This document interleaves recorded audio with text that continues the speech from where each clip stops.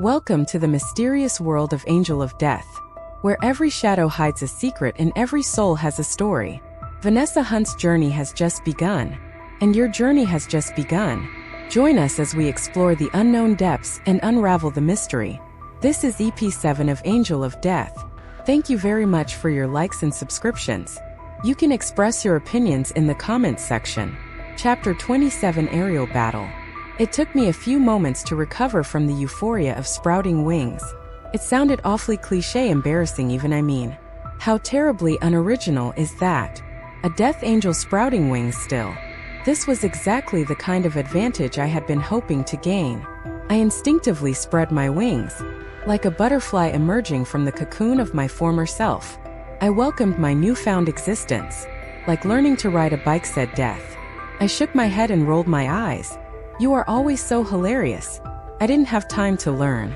With both adversaries distracted, I put my plan into action. I jumped off the building, taking the gambling on the fact that my new abilities wouldn't let me down. There was a brief moment of doubt. As I hurtled down headfirst at incredible speed, I was reminded of the time I fell to my death, my mind racing and questions popping in and out of my consciousness. And then the wings kicked in. I breathed a heavy sigh of relief as I felt the muscles behind me flex instinctively. The powerful wings flapped and carried me upward. As I glided in the air, the wings were white, but not in the angelic, tufted manner that I had imagined my new wings to be. They were smooth in appearance, not really looking like a bird's wings at all, curved and aquiline. There was an organic feel to them, like it was someone else's skin. It wasn't disgusting, just different. As I took to the air, I felt the winds whipping around me. It was like being in a 60s Beechcraft Bonanza plane with the windows rolled down. I could feel the turbulence in the air around me, knew enough about the pockets of air that swirled around me to make the most of my situation. The feeling was exhilarating, that much was true. But nothing could have ever prepared me for the view of the sweeping Chicago skyline that greeted me as I moved about in the air. The ever-expansive Lake Michigan glistened with an azure hue in the east, the sun's reflection upon it casting an effusive glow around everything. The sky had very little clouds at this time. It was a glorious summer day just before the lake. The majestic, Greco-Roman-inspired Doric columns of Soldier Field rose up and announced its presence in a rather grandiose manner. Soldier Field was an iconic football field and home to the Chicago Bears. The newly renovated field, with its daring architectural remake, was a relatively new addition to the city's skyline. Like all great cities, Chicago was a wonderfully eclectic blend of old and new, of many cultures and none. The architectural elements were always something that had attracted me to my hometown. I forced myself to focus on my objective. I did a second sweep and scanned the Hunter Robotics building, surveying the damage my father had caused. The building had indeed been blown to pieces. I was able to ascertain my worst fear: every single glass window had been shattered, and there was enough structural damage evident to make me realize that if Death and I both lost control over the void, the building would sway in the wind, causing the occupants to slide out of the building into freefall. Like many of Chicago's successful magnates, Donovan Hunter had the building built along the Chicago River. It was fashionable, of course, for any up-and-comer to lay claim to their portion of Chicago's architectural scene. The Hunter Robotics building was a marvel in its day and still was impressive, though the city today boasted of several internet startups. Hunter Robotics was one of the few technology companies to shun the Silicon Valley and set up shop in the Midwest of all places. As distracted as I was by all the scenery, I noticed that Death had taken to the skies as well, his black robes fluttering in the wind, his speed blinding. He's serious now. I kept my attention focused on the tiny speck that stood by one of the windows on the penthouse suite. I could see her clenching and fists. Rina Tanaka was observing Death and I. She was forming a strategy against this latest development.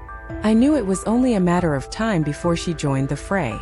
I took the opportunity to observe my father in action. It was clear to me, from how he expertly navigated the blowing winds of Chicago's treacherous sky, that Donovan Hunter had had several opportunities to practice. Not only did he move with great speed using his enormous nanomachine-created wings, but the technique was evident. He flew with the currents. There were no wasted movements. It did not take Donovan Hunter long before he decided he'd seen enough. I saw my father move rapidly toward Death, the form of the winged demon knight clad in black armor bearing down upon Death's powerful persona. Death rode the wind like a dark specter, his red eyes and black hood framing his almost terrifying visage. In this form Death was anything but charming. I had to force myself to recall how handsome he was when he was normally with me. Part of me shuddered to think that this was his normal form after all. Death rounded a turn and made for the Willis Tower, formerly known as the Sears Tower. The Willis Tower once laid claim to being the tallest building in the world. The massive skyscraper went all the way upward, like a Tower of Babel threatening the very heavens. I could see the wisdom in Death's move. He was drafting upon the building's structure, hoping that his speed was superior to my father's. Death was trying to see if Donovan Hunter would make the first mistake. But my father was no ordinary human. He would not make such a careless mistake. Death's dark robe sped around the Willis Tower structure, circling the massive building. I cringed because I knew that we were just far enough from the edges of the nether void, and that Death's actions were most certainly visible to any casual observer who cared to look out from the windows. Observers who happened to be up on the building's famous skydeck on the topmost floor of the building, where a glass platform lets an onlooker step out into the sky and see everything for miles and miles, must have been treated to quite a riveting scene to see two otherworldly creatures playing a deadly game of chase. My father's strategy was brilliant. By blowing the windows off the Hunter Robotics building, he had effectively locked up our both Deaths and my nether voids. Neither of us could make use of our powers effectively while protecting the occupants of the building. Donovan Hunter gave chase the way a seasoned hunter gave chase to a rabbit. He let his prey move ahead unencumbered, barely making a move to strike. He was observing Death's movements, hoping to spot a pattern that could be used to his advantage. I felt a sudden movement behind me. I whirled around in surprise and brought my scythe up to defend just in case. I had done it at the right time. Rena had managed to catch up to us, and had I not brought my scythe up to defend at just the right moment, I might have been breathing through my neck. Rena sported black streamlined wings. They were far different from my father's wings or the wings I had sprouted. The lines were too perfect cold. Hard steel had been used to fashion them. The sound of turbines spinning came from just underneath the wings. Rena moved to strike, the jet turbines of her wing pack giving her impressive speed and maneuverability. I dodged her first attack and raced to think of a strategy. If I got hit by Katsujinkin in the air, it would be all over for me. I would plummet to the ground helpless then. Just like that, Rena disappeared. I scanned the sky, helpless, wondering what her next move would be. Then I realized what had happened. Goddammit, I said as I raced to the Willis Tower, hoping I wouldn't be too late. I knew what Rena's objective was. I looked to the building's apex to see Death and my father engaged in a frantic battle. My father had fashioned a massive broadsword from his nanomachines and was brandishing it at Death. Death's scythe was holding the broadsword at bay, but none of his attacks were making a difference. Each swing of the gigantic scythe just cut into my father, and would swing harmlessly away as the nanomachines moved out of the way and reconstructed my father's body again. Please, please, please let me make it. I saw Rena creeping up behind Death. He couldn't see. My God, he can't see her just like that. Rena reached Death and drew her sword in a wide arc, cutting him from behind. I prayed that the legendary life sword wouldn't be able to cut Death, but cut him down it did. I have never seen Death bleed or look so vulnerable. Black droplets of blood came gushing out from him and sprayed everywhere. Death fell hurtling down at top speed. My heart dropped as I realized the implications. With Death vulnerable, he had most certainly lost control over his nether void. I felt the void collapse against my own. The only thing keeping the occupants of the Hunter Robotics building safe was my nether void. Think, Vanessa, think. How am I going to get out of this situation? Okay guys, let's have a fun little experiment. Help Vanessa get out of this pickle. Any ideas? Chapter 28, Null and Void. It didn't take me long to come up with a solution. After all, I was a woman who made up her mind quickly. When faced with 100 or 1,000 changing variables, the key was to oversimplify, reduce the myriad shifting possibilities into a single puzzle with far fewer variables, break down the complexity of the tesseract to a cube, and further reduce the cube to square. If you can pare a problem down to the bare essentials and choose the 2 or 3 variables that are most likely to influence the outcome of a situation far more than anything else, out of the several hundred that you threw away, then you were that much closer to coming up with a solution to your problem. Still, there was that nagging feeling of doubt that bothered me. It was one thing to be playing with the stakes of a publicly traded company, and an entirely different thing altogether to be playing with the lives of people. Under the circumstances, however, I knew I was making the right choice. I ran various scenarios in my head, each time considering the ramifications of each alternative. I knew that the risky gamble I was about to take had the greatest chance of saving everyone in the building. But if turned out I was wrong, utterly and catastrophically wrong, then people would pay with their lives. This was certainly no time to doubt myself. I breathed in deep and put my plan into action. The best part about the plan was its simplicity. I knew there was nothing I could do within my power, Van Dyke magic included, that would save all of the people in the Hunter Robotics building with certainty. There was only one entity with the power to hold up that building. And right now, he was plummeting to the ground below at breakneck speed. No, the Van Dyke magic wouldn't be enough in this scenario. Chanting words and phrases would take far too long. And so, I elected to resort to something far more primitive. I reduced my nether void. Reducing the reach of the nether void meant that the people within the building were suddenly conscious, cognizant of what was going on.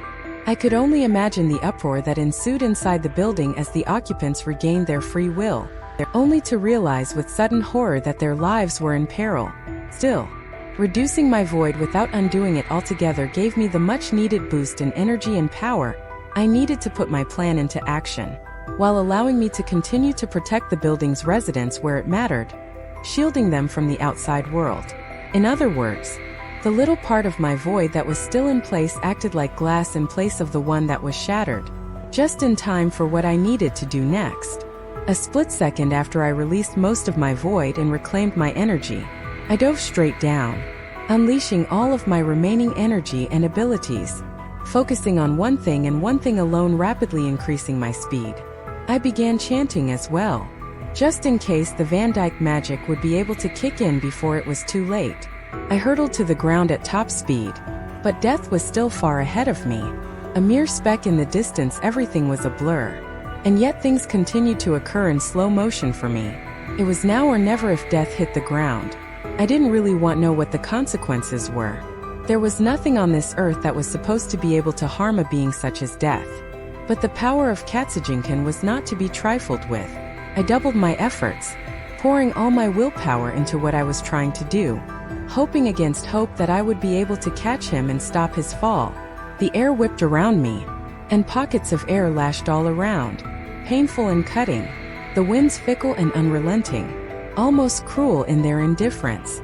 But I paid none of it any heed. All I could think about was that I needed to catch up to him. I needed to catch him before everything was too late. I hated to admit it, but death was my only hope now. This was not a battle situation Vanessa Hunter could win on her own. This was something that hinged almost entirely upon the being that I now struggled to save. At first I thought I was imagining things, but gradually things appeared to get better. I was getting just a little closer every time. Death was getting a little closer. I planned to unleash a small void in the small space where death and I continued to remain in freefall. I took heart. As it appeared I was closing the gap between death and I, giving me further hope that I could catch death in the narrow opportunity that I planned to put myself into. My plan hinged upon yet another unpredictable variable. Would I be able to do something I haven't been able to do before? I only prayed I knew enough about how it worked before to get it working in my favor. I held my breath, closed my eyes, and released my void, a negative nether void. The entire world turned white and black all around, like the silhouette of a bas-relief sculpture rising out of the confines of its original frame. The world appeared three-dimensional against the backdrop of a frame of darkness. I noticed with amusement that time had stopped for death and I. I glanced above me and didn't see any sign of either from Donovan Hunter or Rena. Free we were, at least at the moment, from our would-be pursuers. This momentary respite was enough for me to gather my thoughts. It was true that we weren't any better in this situation than the last. After all, we were stuck in free fall, suspended in the air. unmoving sitting ducks as it were for any unknown threat that might seek to capitalize on our weakness. However, it did give me the opportunity to go and wake Death up. "Come on, Vanessa, move." Death was within arm's reach now. The roughly textured cloth of his black robes appeared so close now. The cloak was frozen in time as well. The normally flowing nature of the black robes suspended in time, captured at the perfect moment. Much like an artist captures the hedgehog, emerging on the first day of spring. "Can you hear me?" I screamed in a voice loud enough to wake the dead. No response. I reached out as far as I could. I found that if I exerted effort, I could move in the negative void. Just ever so slightly. I needed to do this quickly. I had no idea how long the negative void would last. I reached out again, and finally made contact with his cloak. The material felt rough and cold. It felt wet with Death's blood. I exerted more force, using my lone arm to bring myself closer to him. "It's Vanessa, can you hear me?" Death stirred a little. "Well done, Vanessa," I heard him finally say as I breathed a huge sigh of relief. "How are you feeling?" I asked like I just died.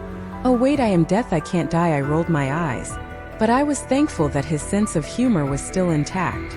"Listen, we're running out of time. The next time you try and invoke a negative nether void, Sherry, remind me to walk you through the finer points of this," said Death. "Invoking the void on a subject who's largely unaware of your intent causes such subject to feel like he got his ass handed to him. Plus you didn't do it right. We're both supposed to be able to move freely. Fine. I apologize, it's not like I had much choice here. Very well, Vanessa. Under the circumstances you have done exceedingly well. And I must say I rather owe you my life, don't I? Let's just say we're even," I said. "Now, how do we get out of this? That crazy sword did a real number on me. I don't think I've ever been quite harmed in that manner," said Death as his red eyes flickered open once more. "These are no ordinary mortals. I've got an idea," I said suddenly, glad I was able to realize it in the moment. "I'm all ears, Sherry. Okay. If that sword," I paused to think, "if catastrophe is powerful enough to cut you and I, and Donovan Hunter's technology is largely predicated upon the Van Dyke magic, that is to say agents of death, then it just might be able to harm Donovan Hunter's nanomachines. Death finished for me. Keep your friends close, but your enemies closer. Your father truly is a cunning man. Now we know why he allied himself with Tanaka Pharmaceutical. Do you think Rena knows?" "I can't see any sign of that at this time. It's worth a shot. Problem is, how are we gonna separate that crazy bitch from her sword?" "Well, first things first," said Death as he put his massive scythe in front of him. "Let's get my void back in order and protect those people." Death paused. "The moment I unleash my void, those two will realize that you and I are back in the game. Your negative void won't hide our presence any longer. You and I are going to have to come out guns a-blazing. So we tag team Rena," I said. "Easier said than done. Sherry, ever try to go after a rabid dog with a lion in the room? You don't go after the weaker link and leave the bigger predator untouched. Those two went after me first because they knew you were the small fry. We're going to have to pretend to go after my dad," I said. "Exactly, Sherry, and when the time is right, we move and take Katsujinkan away," I said with a smile. "Okay, I'm ready. Let's put this little plan into action. There's just one slight problem," Death said. I looked at him quizzically.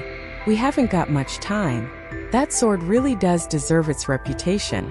It's done a real number on me. What are you talking about?" "I think I really might be dying, Sherry." Chapter 29, Sword Arm. It took me more than a few moments for the gravity of the new situation to sink in. I reassessed the enormity of the task that lay before us. I found it difficult to find the words, something that was unusual for the normally loquacious Vanessa Hunter. "What are you saying?" I finally managed to ask in a weak voice, a certain tugging feeling in my heart, bubbling to the surface at that moment, incessant, like a bittersweet memory that pushes itself forward when an old song is played. I found myself taken aback by the honesty of it. "Was this pain I felt?" "Never you mind, Sherry," said Death. "It's not like I haven't been in a situation like this before." His form shimmered, the dark outlines turning hazy and vapory once more, the dark wisps clutching at the edges of reality and unreality. For such beings were we, hovering on the fringes of waking and dreaming, the natural and the supernatural. Death's form changed slowly. turning once more into the man I first met the day I fell to my death. His handsome dark eyes looked into mine and he smiled that smile of smiles. Same as he always did. How much time do you have? I asked. Plenty of time, Sherry. Death smiled at me confidently. And I couldn't help but realize there was nothing more disarming to me in that moment than that smile. I felt powerless in this situation. I knew there was little I could do to help him. Death placed his hand on my shoulder. Be easy, Vanessa. There is more than enough fight in me to right the situation and put the world in order. Are you really dying? My voice broke. I didn't know why I felt so sad at this time. I wasn't normally so emotional. Part of me felt angry at myself for being so vulnerable. Who knows? Who cares? Came Death's ever nonchalant response. Be that as it may, we are quickly running out of options. As you have so carefully explained, we must do things in a particular order. And we must do these things exceedingly well. Death transformed again into his true form, the beautiful and suave features once again giving way to enormity of his hooded manifestation. The massive hands were gripping the enormous scythe once more, and there was hardly a hint of the weakness just a few moments before, nor of the grave wounds he had suffered from the dreaded blade catastrophe. I nodded. Are you sure you can go on? Never fear, Sherry, we can do this, you and I. First the void. Steady the building and then you and I go all out. Speaking of which, I said, I think I've got an idea. You don't say. Well, pray tell, what might that be? My father is after the Van Dyke power, isn't he? Well, let's give it to him, Vanessa. Sherry. That is an incredibly risky proposition. Death began. Time isn't exactly on our hands, I replied, shrugging. You're in the worst shape I've ever seen you in, and I don't think you'll be able to hold out for much longer. But fail in this, and you'll drain your powers and open yourself up to the very thing you don't want to. I nodded. I understand completely what's at stake here.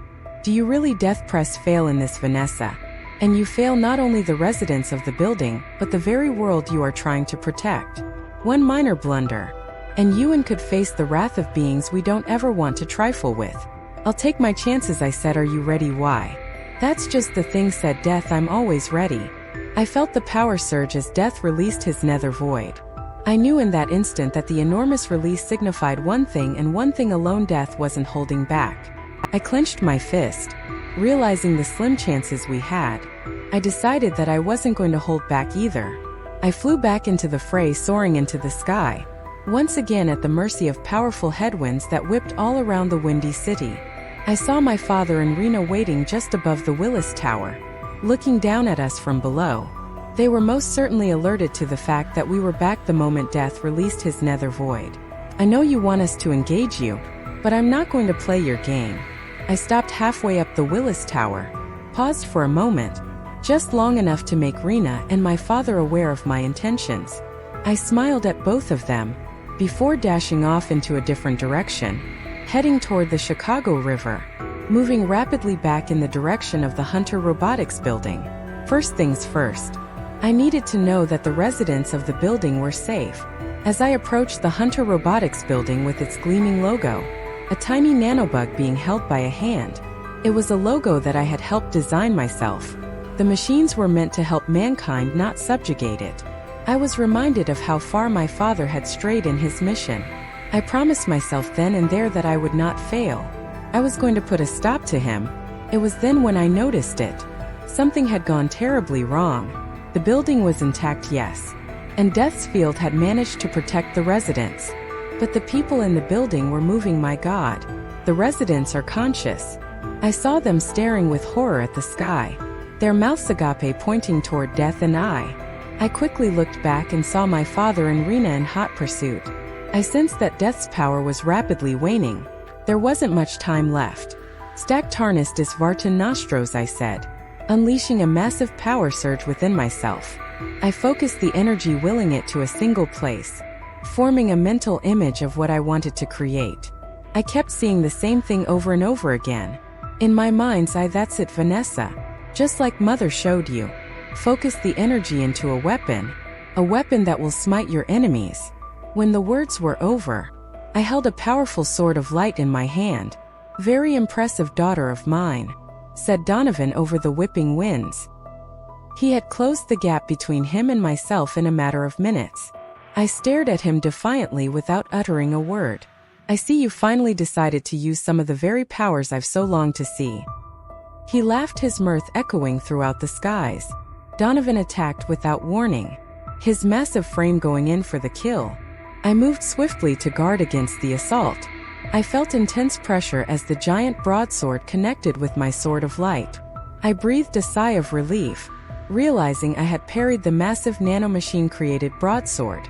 I saw a brief break as the nanomachines scattered about as they made contact with my light sword. "What's the matter, Dad?" I asked with a smile. "It looks like your little toys are afraid of the Van Dyke magic." Donovan moved again, this time attempting to catch me off guard by flanking me. But he found himself cut in half by the massive scythe that Death wielded. My father reassembled quickly the nanomachines, quickly repairing the damage from the scythe. Donovan swung the nanosword once more, clashing with the scythe with a loud clang. Two powerful and opposing forces meeting each other at the same time, each one determined and unyielding. "Not so fast, mortal," said Death. "This isn't going to go so easily for you." I had a sudden fear and moved swiftly to address my instincts. If Death and I were teaming up against Donovan, that meant Rena was free to do whatever she wanted. And Rena's sword was deadly to us both. I scanned the blue skies for evidence of her presence. She moved in from my 3 o'clock, taking advantage of the sunlight, hoping the light would make it difficult for me to see her. But I anticipating her movements and parried catastrophe with my light sword. I only prayed the light sword wouldn't buckle under the ferocity of the attack. I couldn't risk even being nicked by the deadly sword. Any injury at this critical juncture would most certainly jeopardize the plan. "Very impressive, Vanessa Hunter," said Rena. "But how long can you hold out against me, I wonder? Already I can see you both beginning to tire."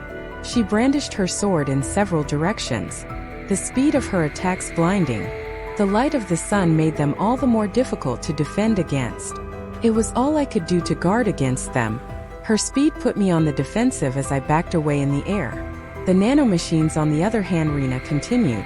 "Never tire, never grow weak. Your powers are lower than ours on the evolutionary scale." She continued. "It is time that supernatural bowed down to man's superiority and greatness." "Never," I said. "Your brand of evolution is harmful to man. I cannot let you have your way." Rena zigzagged in several directions, her speed increasing with each attack. Rena rode the wind like a dreadful phantom, the force of her energy creating an immense aura around her. She's right, if she keeps this up, Death and I wouldn't be able to handle the stress. I had a sudden flash of inspiration. I defended carefully against each of Rena's moves, hoping against hope that my hunch was going to pay off. I paid careful attention to the timing of her attacks. 1002, 1003 there.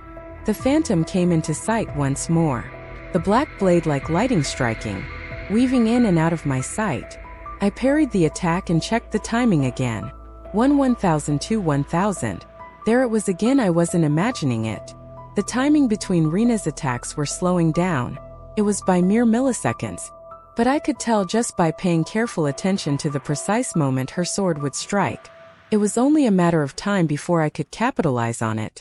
Rena moved high above me, moving directly against the sun.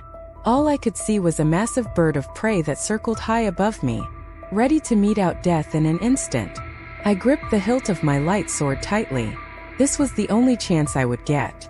1002, 1000 bingo, I blocked. I completely saw her attack coming. Rena had made a catastrophically stupid mistake.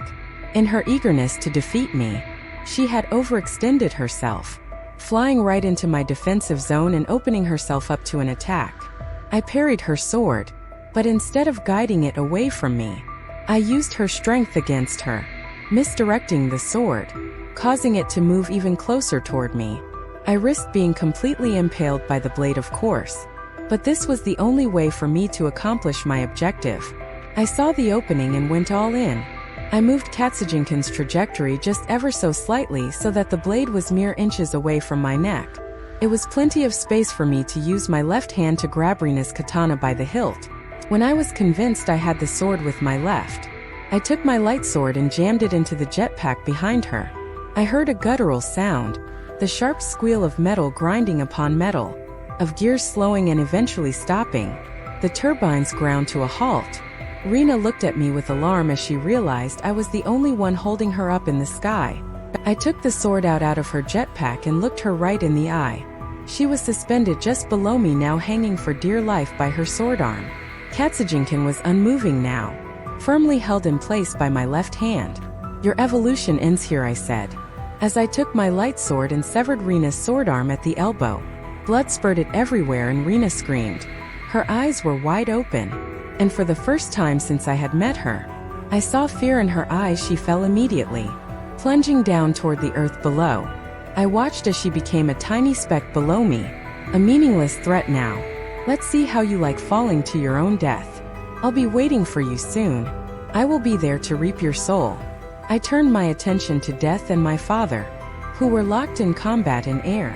I now had two swords in my hands, both of them deadly to my father. I gripped the hilts of both swords tightly. "The time has come, Dad. The time has come to rid the world of Donovan Hunter." Chapter 30, That Which Cuts Deepest. The time for talk was done. Far be it for me to have to consider the ramifications of the prospect of heading into battle with my own dear father. Only a single thought ran through my mind: strongest, save the residents in the Hunter Robotics building. But there was also that faintest of nagging feelings that continued to persist as I flew through the air, ready to meet my father in mortal combat. I kept thinking about Death, worried somehow that his words were true, that a mythical being such as he were somehow in danger. I knew full well how powerful the beings we faced were. I was under no illusions as to the caliber of our opponents. I gripped both swords tightly in my hand, more for a sense of security than anything else, my thoughts racing as I approached my father, who was circling the skies like a hawk, occasionally darting about, at once evading and attacking, and entirely preoccupied. Death was doing his job of serving as a decoy. My father moved in toward Death, flying at an angle, attempting to gain an aerial and tactical advantage against Death. But I knew such a thing was a difficult task. Death moved in the air as if in defiance of the laws of physics, his red eyes trailing the wind like fire, the dark cloak flapping about in the wind. There was something ethereal about Death's visage as he fought with my father. I was reminded of the apocalypse, of the battle between light and dark, life and death. Except such things were far too simple in the context of the two beings that now set their wills upon each other. Donovan Hunter swung the massive broadsword with ease. The speed of his attacks were impressive given the size of the weapon he wielded. But Death's scythe had the advantage of reach, and the wide angle at which he swung the scythe dramatically increased the distance between Death and my father. Great, he's using the scythe as a perimeter weapon. So long as he's careful. I knew my father wouldn't be able to breach the perimeter. Death swung the scythe in careful timed motions, varying the angles each time as to add an element of unpredictability. Death wasn't wasting any movements attacking. He knew it was futile to do so. Rather, the focus of the attacks was defensive. Death was keeping the enormous broadsword at bay. So long as Donovan couldn't attack Death, they were at a stalemate, which was exactly the situation I was hoping we would be in. Had he noticed, I wondered. My concern was mounting. I secretly hoped my father hadn't noticed that Rena was no longer in play. But I had the sinking feeling that was a loss, cause Donovan Hunter was always aware where his chess pieces were. After all, it was his shrewd strategic and tactical mind that carried Hunter Robotics from a one-man operation in someone's garage to what it is today. Such a shame, really, that my father hadn't chosen to go down a more moral path in his quest to further his science. Still, my father was giving absolutely no indication that he had noticed anything was awry. In fact, much of his attention appeared to genuinely be devoted toward battling Death. Death's scythe kept moving in random orbit, creating a defensive wall around himself, keeping the nanosword at bay for a moment. I was hopeful that Death had managed to find the ultimate strategy against my father. But that hope was short-lived. After what seemed to be the 10th futile strike, my father stopped swinging after all. There was only so many times an attack can be thwarted before it is deemed fruitless. I realized with sudden fear that my father's attacks weren't random at all. I rushed toward my father as quickly as I could. "My God, DD, can you hear me?" I screamed as loudly as I could. hoping Death would hear me, but he continued to swing the massive scythe. We were completely wrong about my father's strategy.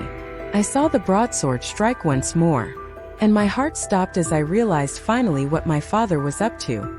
The scythe parried once more, but the broadsword shifted, this time growing longer, elongating until it took the form of a black spear, the blade shooting out and moving swiftly toward Death's heart. My father hadn't been swinging around aimlessly.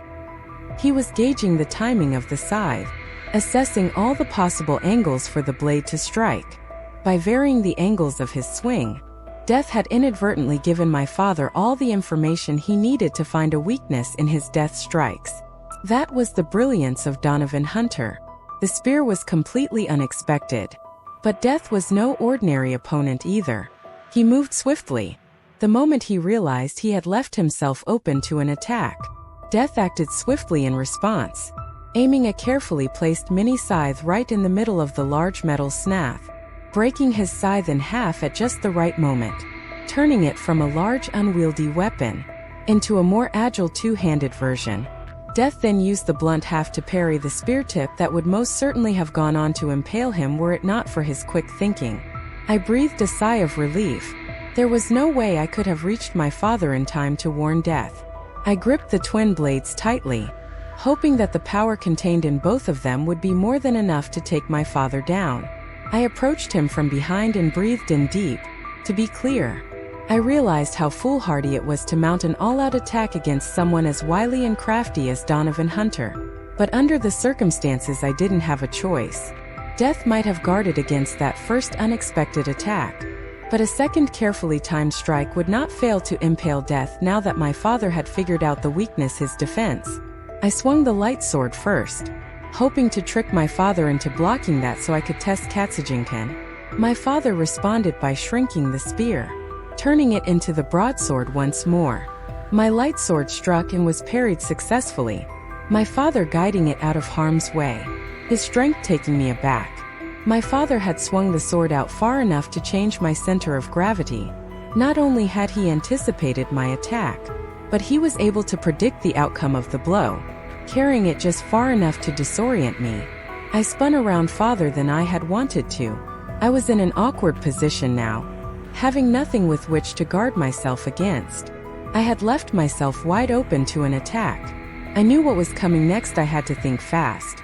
With the sword successfully parried, my father changed the sword yet again, shifting it into spear mode, aiming the blade directly at my heart.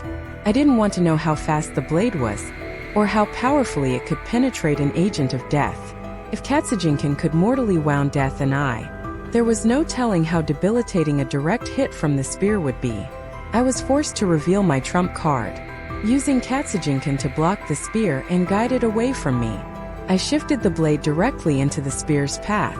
The tip of the spear glanced the flat side of the blade as I tilted it slightly to deflect the spear and alter its trajectory. I saw my father's eyes gleam as the spear changed shape yet again, the sharp-tipped blade turning into a two-pronged tip. Katsujinkan was caught unmoving between the dual-pronged spear. My father flicked his wrist, prying Katsujinkan from my hands. God damn it. It had happened so quickly that I barely had time to even realize that the sword had changed hands. In one fell swoop, my father had gained possession of my trump card. He now held both broadsword and Katsujinkan in his hand. I must admit, daughter of mine, I haven't been this entertained in years, he said above the wind, his laughter reverberating all around me. I never would have suspected that Rina Tanaka could have been taken down by the likes of you. She was a powerful force to reckon with, but you are truly my daughter, one of a kind. He laughed and laughed at that. My father moved with great speed.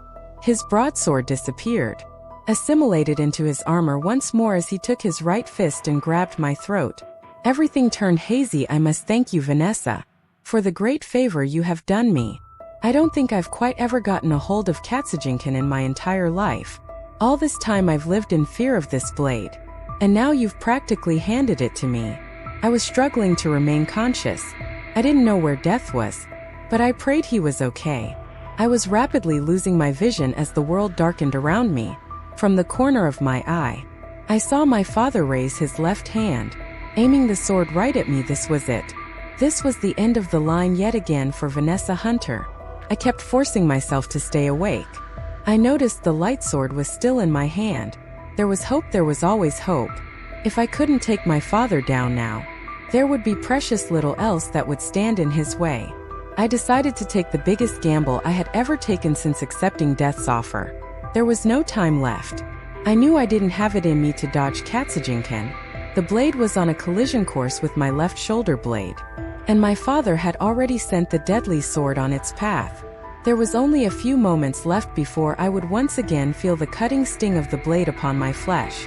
I took my right arm, forcing it upright, ignoring the pain in my lungs and my throat. Catastrophe didn't kill me first. Perhaps suffocation would do that trick.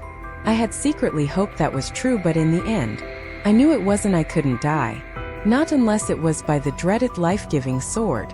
I moved my right hand, aiming the sword carefully, as closely as I could to my father's heart. I could tell he didn't notice. This was the last chance I had. The blade was now pointed directly at my father's heart. I pushed with all the strength I had left in me. I felt the sword dig deep, penetrating into my father's armor. The feeling was different. It wasn't at all like the previous times I cut my father. I felt the light sword dig deep. I heard my father shriek in pain, then I felt it. White, searing hot pain, as catastrophe tore into my shoulder. I tried to move out of the way, but the blade continued to tear into me, severing my left wing. The taste of blood was upon my mouth. I had a feeling the wound was mortal. My vision blurred and the pain threatened to overcome me. I finally understood what death's words meant. I was dying once again. Vanessa Hunter was bleeding to death. Chapter 31. The darkness. The darkness was comforting for once. I allowed it envelop me completely, wanting to wrap myself further and further in its peaceful embrace, a presence that was at once comforting and deceptive, like the fisherman's shiny lure. It brought the promise of a handsome reward at the end of the line, but I always feared the barbed hooks that were hidden, ready to latch onto me at any time. Yes, Vanessa. Just like that. It would far too easy to let myself sink into the mires of unbeing. Sleep, eternal sleep and blissful oblivion. A place where there was no pain, no difficult choices to make, no heavy responsibilities to bear. How I yearned to be freed of the burden that had been thrust upon me so suddenly, so forcefully, inconsiderate of my own hopes and feelings. Once and only once have I felt this week before. I recalled once more the funeral I ran away from, the one where Donovan Hunter had been laid to rest. The helplessness that I felt that lonely afternoon, as the service proceeded without me, was debilitating. I did not have the strength to properly mourn my father's passing. I ran out of the parlor without looking back, minding the people around me not, and ignoring the sights and sounds as I ran as fast as I could, until I was out of breath, until I finally snuck into a nondescript alleyway, found myself a dirty little corner to sit in, and cried my eyes out. It smelled bad. It reeked of refuse, but my heart kept going back to my pain, the smell of the garbage gradually giving way to my tumultuous emotions. No one came. Not a single soul heard the young girl crying, wanting release from the mortal coil. But amidst the turmoil had come order. Through teary eyes, I observed as the world went on all around me. Despite the great pain I was undergoing at the time, the universe continued on with its ever-changing designs. I witnessed ordinary people going about their daily business. There was the little girl with her mother, taking an afternoon stroll, no doubt on the way to the ice cream parlor just a few blocks further down.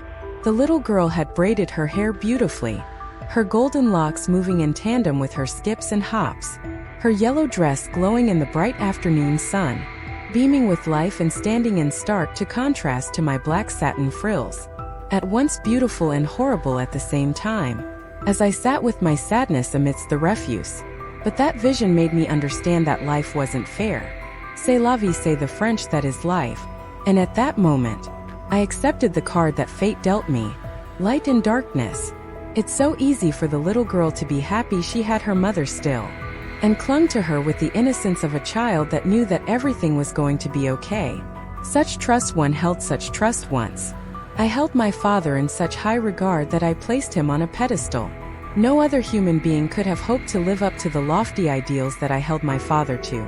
Ultimately, everything came crashing down: the dream, the life, even the eternal promise that death made me death. What an oddly familiar concept. Oh, that's right.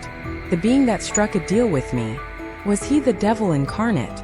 It mattered little to me at this point. I died once before. Dying a second time wasn't such a big deal. You torment yourself so, dear sister of ours, huh? I thought aloud. The voice had come unbidden. I'd barely realized its presence, a soft, almost gloomy feeling that veiled itself just beneath the surface of my conscious thought. I'd felt something similar before, back when Azazel had been speaking directly into my mind. But this force didn't feel malevolent somehow. But it did not feel benign either. It was rather a curious neutral presence, like a forest animal that happens upon a hiker in their natural habitat. It didn't feel out of place. I questioned the rationality of the thoughts I was having. Focus on the darkness, Vanessa. Do not let your emotions get the better of you. Yes. Just like that, you choose to heed our voices not. Dear sister, there it was again. That sing-song melody that forced itself upon me. Insistent but not forceful. Who are you? I wondered in my mind, feeling almost foolish to be conducting a dialogue with myself. We are your sisters, my sisters, your predecessors. Vanessa, predecessors, the Van Dyke clan. Yes. We are your sisters, we, who are immortal and live on in spirit form forever. Souls without a color. Yes, free spirits. Bound to neither heaven, hell, nor death. This it then. This is the true power of the Van Dyke chosen. You, dear sister, have yet to see the true manifestation of the Van Dyke powers. You place far too much faith in the gifts the Grim Reaper has given you. Who am I speaking with specifically? With us. With all of us. We have been speaking to you for very long. Through your dreams, Ariel. The little girl that spoke of the angel of death. Of the Passover, I had dreams of her. Ariel was one of the first Van Dykes to cross over as a death angel. So a Van Dyke crossing over isn't unheard of. Not at all. And Catherine is with us too. We are all connected, you see, we to you, and you to us. You just needed to hear our words in the stillness of your heart. You will always be connected to your sistren. When Aunt Sylvia told me the Van Dykes could call upon free spirits, the little people, so she said. She was referring to call upon our sisters. Exactly so, Vanessa, we are all around you. Many of us have chosen to hide our presence from the world. But a few of us, like you, make their presence known. What is it you seek of me? I asked finally, somehow knowing the answer, but wanting to confirm it. Your father poses a grave threat to the order of things. We have let this wrong run far too long without acting. He is my father, my responsibility. I said in the darkness. My mind was still clouded. Unclear. Yes, your father, he is. Your responsibility, he is as well. I kept silent at that, and waited for my sisters to tell me what was next. Tell us, dear sister. What would you do in this situation? With your wings severed, and your life hanging in the balance once more. How will you turn this around? I don't know, I said. But it would be better than just giving up and not trying. You are a powerful young woman, Vanessa, as fiery, inventive and tempestuous as any Van Dyke who ever came before you. Pass our test and we will lend you our powers. Test? I wondered aloud. Yes. The voice responded back to me. A test, fine, I accept. I said chapter 32, the test, as if on cue. The visions began to flood my mind. They came unbidden but not unwelcome. Like the curtain lifting to the opening act of a grandiose play. Colors swirled and shifted, their ever-changing hues affecting my emotions. I ran hot and cold at the same time, feeling angry, sad, happy, lonely. I wept and I laughed, and then cried a little more. The colors continued to shift, amber flames giving way to crimson blood. They took me back to the day I died. A blinding flurry of faces and tears and familiar haunts. The argument with Daniel just before the point at which I was pushed off the second-floor balcony. I felt the panicked fear in the pit of my stomach once more. A harbinger of the sudden realization that there was nothing I could do to alter my fate. Like the faded sepia of an old photograph. The scene of my demise was colored oddly in crimson. Everything in the scene turned blood red. Why are you showing me this? I asked. This was the turning point. Where it all started for you, Vanessa. This was the point at which my life was turned upside down. I responded. It was the moment at which your life ended. My sisters corrected me. Yes. The moment my life ended, I agreed. What did you feel back then? Anger, regret, sadness. Everything. I was beginning to recall the pain I felt again. What emotion was strongest, dear sister? Anger. I had said but stopped myself. No regret. And what was it that you regretted? Leaving this earth, leaving my Daniel. And you loved him so, this Daniel. Loved him enough to come back to this earth in this cursed form. I responded. The tears fell slowly at first, hot against my cheeks as I tasted the bitter sweetness of it all. I was surprised I could still taste. I struggled to stifle the lumps in my throat. You paid dearly for this, came the response. The vision shifted the moment I saw where I was. I felt a painful knot in my stomach. Please. Anything but this, I pleaded to my sisters. The funeral parlor was packed that day. The smell of incense hung in the air like damp clothes, a sobering reminder of the significance of the event. Everyone wore suits, mostly dark ones, and although the mood was decidedly somber, I felt oddly at peace. I wanted to cry, but part of me didn't want to show it. I stood around the edges of the chapel's greeting area, staring again and again at the photographs that had been hung on the walls, scenes of my father and I as he was alive. One of them stood out in my mind, in particular the one where we were out to sea. If you stared long enough into it, you could make out the gathering storm clouds in the background, a rather ominous sign. I'd almost forgotten that event were it not for the current circumstances. Why, you look lovely, dear, a voice said behind me. I whirled around to see my grandmother, where at any other occasion, I would have complimented you far more, she said, a smile in her eyes. That is a very lovely satin bow. I forced a smile. Thanks, Grandma. My grandmother stared at me for a long time. She appeared to be lost in thought. This too shall pass, young Vanessa, she said, taking her hand and gently touching my cheek. The smell of old perfume clung to her. I know. I responded. She took a hand and held mine. It was warm and comforting. You put up a brave front. Young lady, you're no child anymore, but even then, you were always mature enough to handle whatever life threw at you. You will overcome this, as painful as this is. You will surmount this, and everything will be better for you, you'll see, she said with a smile. I gripped the folded piece of paper I held in my hand. It was the eulogy I had prepared the night before, handwritten by my own shaking hands. In the middle of the night, I'd spent hours upon hours rewriting it. I didn't have the courage to type it up. It felt so impersonal, almost too clinical in my mind at least, to have typed them up. I felt I owed it to my dad to at least make it personal. The paper was wrinkled and my tears had caused the writing to get stained. I tried reading it one more time. The words had become muddled, but I had memorized most of it anyway. I walked to the podium, suddenly conscious of myself, walking slowly as I felt everyone's eyes on me, eventually placing the tear-stained letter containing my speech upon the wooden lectern and smoothing my dress. I could hear the whispers beginning to mount. Poor Vanessa, they said, such a beautiful young lady. Now she has to survive on her own, such a tragedy. Donnie left the only thing on this earth that mattered to him. What a mockery, I suddenly realized. I felt anger rise up in me. To think all this time I held this memory close to me. This inconsolable grief that I had carried throughout my life. What had given me the strength to persevere had all been a lie. What are you feeling right now, Vanessa? Asked my sisters. Anger, not grief, I said. My father was not the man I thought he was. The vision swirled again, and I found myself on the shores of Lake Michigan, on Oak Street Beach, sitting in the shade. I looked behind me at the silhouette of the towering John Hancock Building, itself a technological marvel back in its day, with its twin spires pointing defiantly upward against the heavens. The buildings behind us formed a complex concrete jungle, a veritable bramble thicket of amalgamated steel and stone, of innovation and industry, the very things that Hunter Robotics had been founded on. Geez, you never know when to relax, Van, said a familiar voice beside me, and there he was.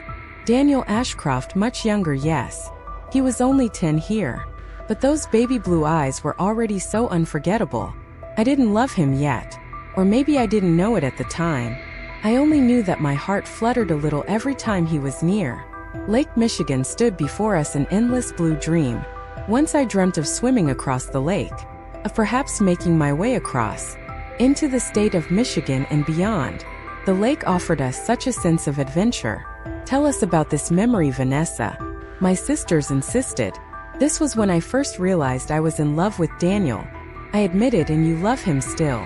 The question bothered me. It was surprising that after all this time, I hadn't realized it until the question was posed to me. I am not sure, I admitted. The vision swirled again. It was death and I, fighting for the first time. I lost myself once more in the breathtaking moment. Our battle seeming more like a dance, graceful and elegant in many ways despite the force that lay behind every blow. The earnestness at which we came at each other. Tell us about this, dear sister. I don't know. I said. At first I felt oddly alive somehow. It's strange to be looking at this somehow, like it's a memory from my past. But it's been barely a few weeks since this happened. You've been through a lot, Vanessa. The collective voice of my sister echoed in my mind. But through it all, you've managed to keep a calm head. You never really let the situation take control over you. I've never been one to give in to my fate. Everything turned dark, and then, just like the spotlight being cast on each and every one of them, my sisters began to show themselves to me. They didn't need to introduce themselves to me. I felt like I knew them all. There was Catherine, with her golden locks and piercing blue eyes. Her beautiful smile was directed at me. Ariel was there as well, with her dark curls and shy smile. We welcome you, dear sister, as a Van Dyke. You are one of us, and will ever be part of us, the voices said. But we cannot lend you our powers when you are in conflict. In conflict? I asked, puzzled. You are torn between your love for 3 men. The answer came simply, but I knew the significance behind it.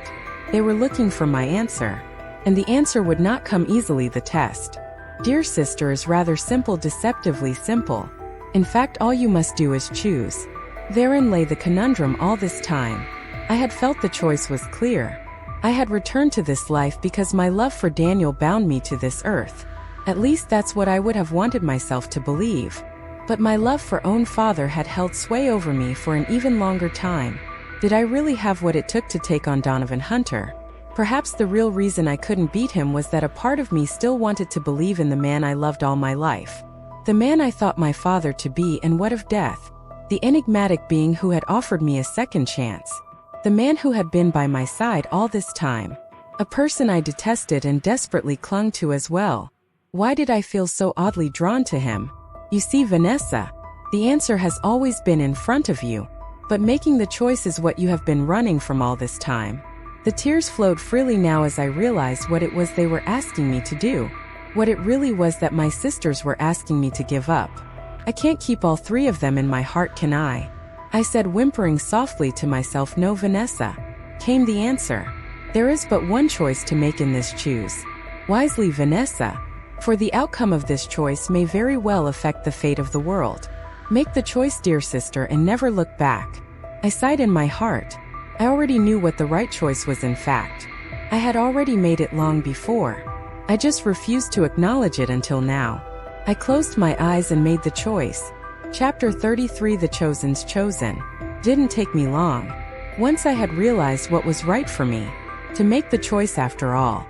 The very thing had been staring me in the face all this time.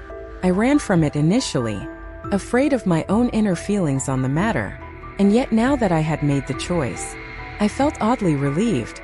The one thing that always bothered me about the whole affair was my tendency to look back on the past. There were 2 men I had loved for as long as I can remember. But both of them admittedly belonged in my past. There was only one person for whom the present and future belonged. The only one with whom I could move forward with. I didn't say the words, mostly because they were unnecessary at this point. My sisters smiled. Very well, Vanessa. The choice has been made and we will abide by it. We shall stand by you and honor your choice. I felt the power surge within me, as the Van Dyke magic coursed through my body, much different in concept from the gifts that death had given me. The power rejuvenated me. The pain I felt in both mind, heart and body were gone. It wasn't just the power. However, the choice had been made, and I was no longer in conflict with my inner self. I felt a sudden peace within my past. Present and future were now unified, and I knew exactly what I needed to do to move forward. I found myself staring once again at Donovan Hunter's imposing visage.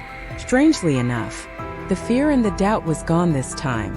My wings had healed themselves. And then some. The aquiline wings gave way to a stronger, more powerful variant with a wider wingspan. I flexed the wings as wide as I could, noticing that the old torn ones had been cast away, and these new wings put a powerful wind behind me. My father stared at me incredulously, as if unable to believe his eyes. Yes, Dad, still. I stand despite all the odds against me. Despite all of the powers you have at your disposal, I continue to stand before you. I attacked with my light sword, not wanting to give my father a chance to retaliate, barreling into him with all my might.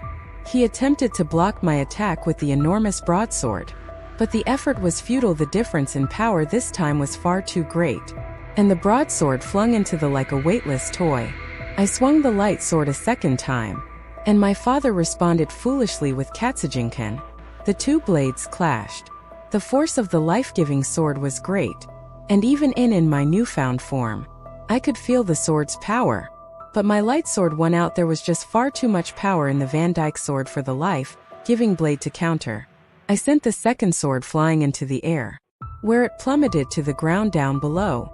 I continued by barrage my father's nanomachines, assembling and disassembling in reaction to my fierce offense.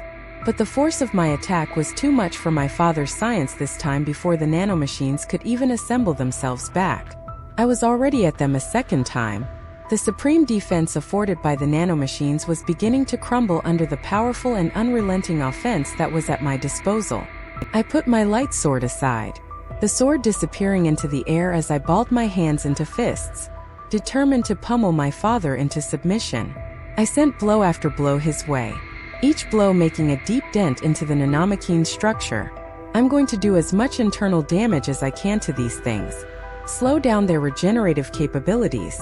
This new power surge gave me a natural high, and I knew that this was only the beginning. I refused to stop here. I was going to move in for the kill, putting all my power into this next attack. There would be no pulled punches. My mind was made up and I only needed to execute. Death showed up beside me. "Can't put a good woman down," he said, before turning to me. "What? Why are you looking at me like that?" He was sight for sore eyes. I smiled at him. "You have no idea what I've been through, or what you mean to me at this point," I said with a laugh. Yes, I had chosen death. It was a simple choice, something that I should have made up my mind to go with a long time ago. I had loved Daniel, yes, and my love for Daniel would stay with me for as long as I can remember. But I knew now that I could not stay with him. I knew that things could never be the same way between us. It was time for me to move forward, like it or not. I had already made the choice back then. We belonged together, Death and I, our personalities, the way we thought, and of course, the burden we shared. But there was plenty of time for that later. For now, I needed focus on the task at hand. Unable to properly defend himself against my relentless onslaught, my father retreated, turning his back on me and flexing his enormous black wings. "Oh no, you don't," I said as I grabbed onto one of his wings with my hand and threw him into the air. Before he could even respond, I was at his throat, grabbing him with my left hand. I could very well have ended it then and there. Then, just as suddenly as everything began, my father stopped moving. I looked at my father and I could see him shaking. He was laughing. "What could possibly be so funny this time?" I asked. "The Van Dyke power," he said, his voice weak. "I was right to seek it all this time. It is the ultimate power. A power that belongs to no one," I responded coolly. "Your sisters have chosen to aid you," said my father. "The same power in the wrong hands," my father's voice trailed. "The same power in my hands would be catastrophic." I let my father's words sink in. Those were not the words of a man seeking to rule the world. They were very different words. "What do you mean?" I asked Vanessa. "I know now that I do not have the power to defeat you." My father began. "My quest for power ends here. As it should. I should never have let my thirst for knowledge blind me so. And yet, despite that knowledge, the machines within me refused to acknowledge that," he said with a deep sigh. "Even now I know that the machines within me are stirring. I'm not quite sure I understand." "Listen, Vanessa," my father interjected, "we are running out of time." He looked at me with sorrowful eyes. "We all make choices we regret. But I have never made a choice that I had regretted as much as this. How I wish I never strayed this far down the wrong path." He said, his eyes staring forward. As if lost in memory, the ants raced around his face. the nanosuit revealing his human side once more. I was looking once again into my father's eyes. But the choices I have made I have to live with. And I can only hope that I can atone for my sins in the next life. He said, his eyes boring into mine. The machines. He began again. Dad, I asked Vanessa. The machines are not mine to command any longer. The moment you defeated me, the machines realized they were free. The machines. Each nanomachine is intelligent unto its own. My father explained, but together, they form a hive mind, a powerful construct. Far more dangerous than anything else I have created. Already I can feel the hive's will against my own. I am losing consciousness when I do. The machines will take over. My father placed his hand on my shoulder. It is too late for me, Vanessa. I can only hope that you will find it in your heart to forgive me someday. For the things I have done to you and your mother. I can only hope that Astrid could have forgiven me for all that I had done for her. She's alive, I said. My dad smiled somehow. I always felt that deep in my heart. I had wanted to believe that was true. Farewell. Vanessa, may you always choose a righteous path. Dad's eyes closed now for the last time. I felt saddened by it, but knew I had done the right thing. The choice I had made was the one that would make the biggest difference in the lives of everyone around me. My father regretted his actions in the end. But what had to be done had to be done. He had to be stopped before his reckless ambition destroyed the world. For a moment, Donovan Hunter just hung in the air unmoving. I wondered why he didn't just fall to the ground now that he had lost consciousness. Then I felt a sudden surge of power around me. The ants began moving again, frantically, furiously. My father's prone body moved in several different directions. The ants forcing it expand greater and greater. My God, they're not just repairing themselves. They're manufacturing new nanomachines. This was autosynthesis in the truest form of the word. My father's creation was both horror and genius. I watched as the machines took over my father's body. He was overrun at this point. But the worst part was that his body kept expanding even more. At first it had doubled in size, then it tripled. Then I just kept wondering when it would stop. After moments, it appeared as though my father's body was just a single, gigantic expanding mass, a giant, ever-expanding blob of tiny moving parts. But then, the blob gradually began to take form. The edges began to move back. The movements of the ants began to slow. The ants were deliberate in their construction. The round blob gave way to smooth, curved edges, sharp corners. I could see arms being formed. A torso, massive legs began to take form. By the time it was over, I was staring at a gigantic robotic knight. It had to have been at least 500 feet tall, easily taller than most of the building in the city. The knight gradually lowered itself into the ground. It stood below us without moving for several moments.